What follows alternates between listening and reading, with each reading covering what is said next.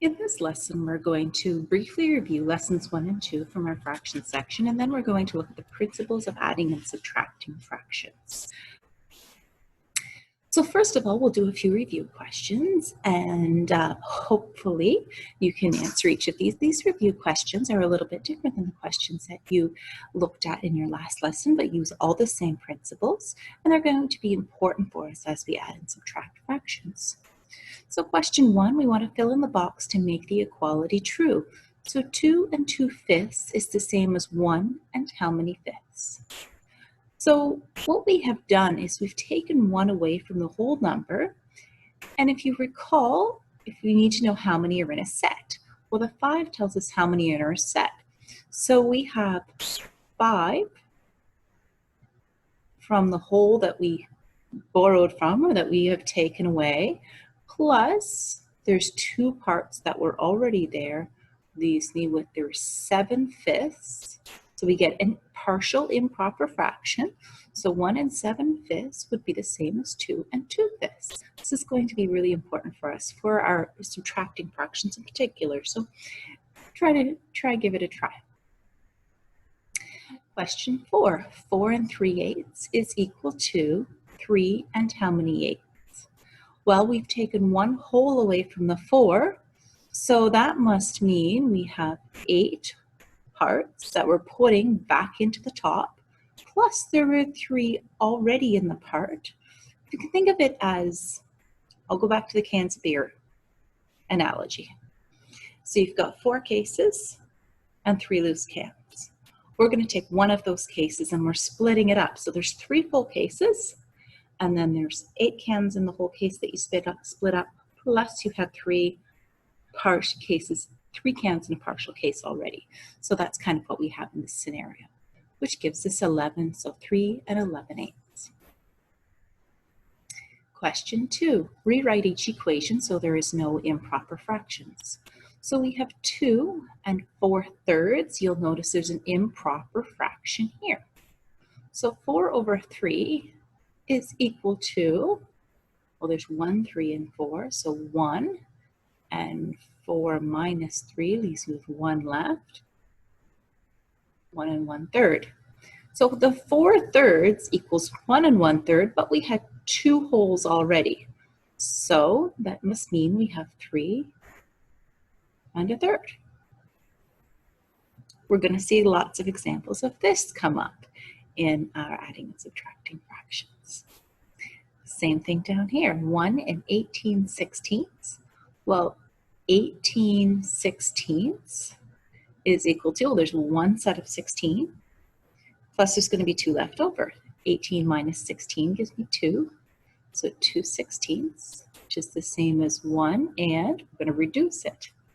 But we only reduce the fraction portion. You don't have to reduce the whole number. The whole number would stay the same. So 2 divided by 2 is 1. 16 divided by 2 is 8. So 18/16 is the same as 1 and 1/8.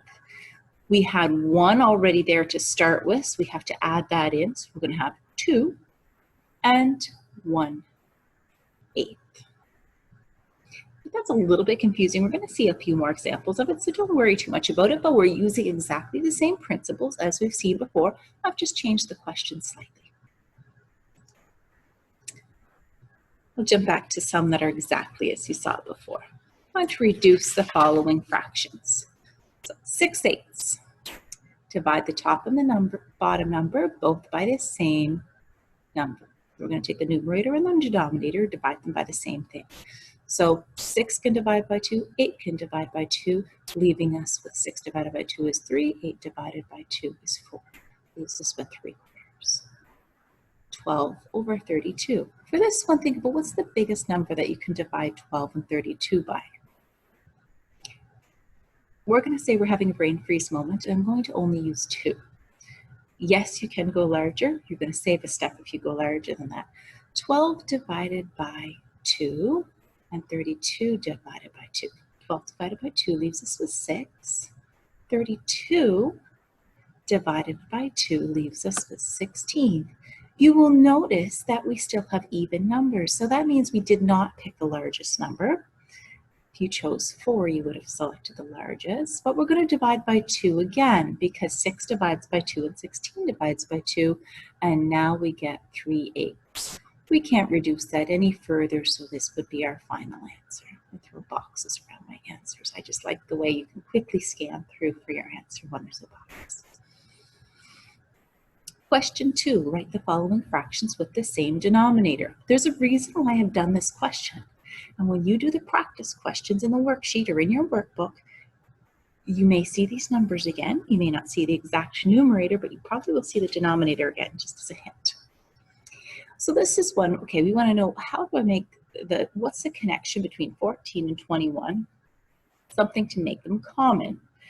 14 times 21, if we were to take that route, let me see. 14 times 21 is 294. That's a huge denominator to deal with. Yes, you could use that as your common denominator, but I'm going to give you a strategy that I use in order to kind of figure things out when you've got bigger numbers. So 14 and 21 do have something in common. They can both be divided by 7. Unfortunately, we can't divide the numerators by 7, but because they're both multiples of 7, that means the next common denominator can't be that far away. So 14 times any number, because 14 is even, is going to give us an even number. The first thing I said, well, what if I took 21 and I doubled it? Okay, so this would give me 8 over 42. That's okay. What's 42 divided by 14? Well, that gives me a whole number. And you'll find 42 divided by 14 gives me 3. So that means if I multiply 3 by 3, 14 by 3, I will get 9 over 42. So that leaves us with common denominators. We need common denominators when we add and subtract fractions. So that's why we kind of look for those. I'll try to leave you numbers that aren't too difficult to work with, but that perhaps is one of the more challenging ones to find. But you could do 14 times 21 to get your common denominator, and that would work as well. Our third question, let's just quickly review reading our tape measure. So we have our ruler here. The first measurement is 5/8, so a half would be, our half mark is there. Half mark's here, that's 4/8. And these are all, the little marks are 16ths. You can verify that by counting them. So we're 1 mark, 2 ticks, 2 ticks, past a half is the same as 5/8. 2 ticks past a half was what one of my students gave me one year. He said that's how somebody had taught him. Thing is, you have to know how big the tick is. But two little spaces past a half on a ruler that's marked with 16ths would be an 1/8 past a half. So 4/8 plus 1 more 1/8 would be 5/8. Okay, in SAM you don't have to put the inch symbol, but we'll put it in these questions just for the sake that it's a good principle to have. So the next one is, okay, so we know we have 1 for a whole because we have a whole inch. We want to figure out, well, what's the fraction part here? So we're on the shortest line. The shortest line is a 16th. And we're 1/16 less than a half. So a half mark is 8/16. We're 1/16 less. So that must mean we're at 7/16 of an inch. 2. So I've got a whole number here. Here's my half. And I'm exactly halfway between the whole mark and the half mark. So this must mean I have a quarter. So 2 1/4 inches. And just for a quick review, we're going to use a decimal fraction for centimeters. Centimeters uses a decimal fraction. You'll notice this ruler says millimeters here. That millimeters just means the smallest line is millimeters, but the large numbers in this case happen to be centimeters. We'll talk more about that when we get to our next unit. But we're at 3, and we're 1, 2, 3 lines past the 3. There's 10 lines in a set, so that's 3 and 1/10.